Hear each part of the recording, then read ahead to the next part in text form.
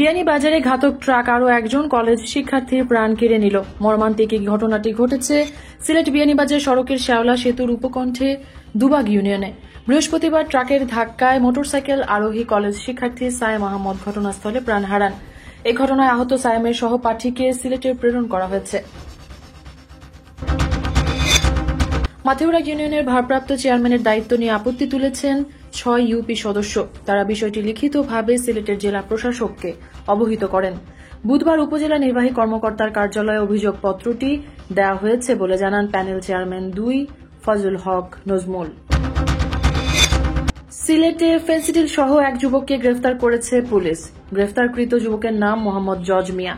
তিনি সিলেটের কোম্পানিগঞ্জ থানার লাচুখাল গ্রামের ফারুক মিয়ার ছেলে। তার কাছ থেকে উদ্ধার করা হয় 170 বোতল ফেন্সিডিল।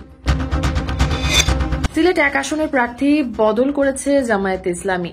এবার দলটির কেন্দ্রীয় মজলিসে শুরা সদস্য ও সিলেট জেলা আমির মাওলানা হাবিবুর রহমানকে ওই আসনের প্রার্থী ঘোষণা করা হয়েছে।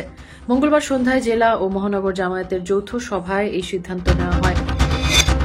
SME ফাউন্ডেশন ও the Sylhet chamber of commerce and ইন্ডাস্ট্রির যৌথ উদ্যোগে ব্লক বাটিক বিষয়ক 5 দিনব্যাপী প্রশিক্ষণ কর্মশালার সমাপনী ও সনদপত্র বিতরণ করা হয়েছে। বৃহস্পতিবার চেম্বারে কনফারেন্স হলে বিতরণ অনুষ্ঠান অনুষ্ঠিত হয়।